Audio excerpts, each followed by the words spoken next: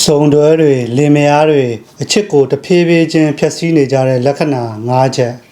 စုံတွဲတွေလင်မယားတွေမှာအချစ်ကတနေ့တည်းနဲ့ပျောက်သွားတာမဟုတ်ပါဘူးနေ့စဉ်အလေးအကျင့်သေးသေးလေးတွေကြောင့်တဖြည်းဖြည်းနဲ့ပျက်စီးလာတာပိုများပါတယ်နံပါတ်1အပြစ်ရှာတာများလာပြီးကျေးဇူးတင်တာပိုနည်းလာခြင်းကောင်းတာတွေကိုမမြင်တော့ပဲအမှားလေးတွေကိုပဲအမြဲတမ်းထောက်ပြနေမယ်ဆိုရင်တစ်ဖက်လူကငါဘာလို့မကောင်းမှုဆိုတဲ့ခံစားချက်မျိုးရလာပါလိမ့်မယ်နံပါတ်2စကားမပြောဘဲစိတ်ထဲမှာတိမ်ထားခြင်း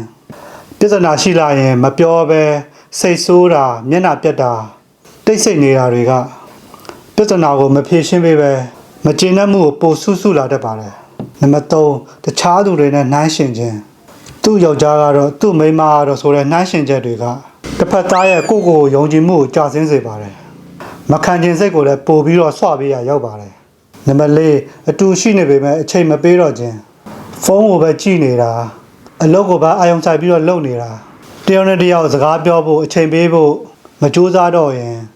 ရုပ်ပိုင်းဆိုင်ရာအရာနီးစပ်နေပေမဲ့စိတ်ပိုင်းဆိုင်ရာအရာဝေးကွာနေပါလိမ့်မယ်နံပါတ်5ရန်ဖြစ်တိုင်းအနိုင်ရဖို့ပဲကြိုးစားခြင်း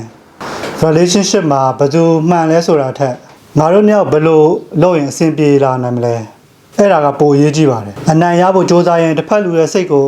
အမြဲတမ်းအနိုင်ယူလိုက်ရင်နောက်ဆုံးမှာနှစ်ယောက်စလုံးရှုံးတတ်ပါတယ်ဒီမှာအဓိကမှတ်ထားရမယ့်အချက်ကတော့အချစ်ကိုဖျက်ဆီးတာကကြီးမားတဲ့အမှားကြီးတစ်ခုမဟုတ်ပါဘူး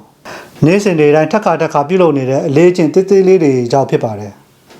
တင်းရဲ့အမြင်အောင်ဘယ်လိုရှိပါလဲအောက်က comment မှာရေးခဲ့ပေးပါခင်ဗျာ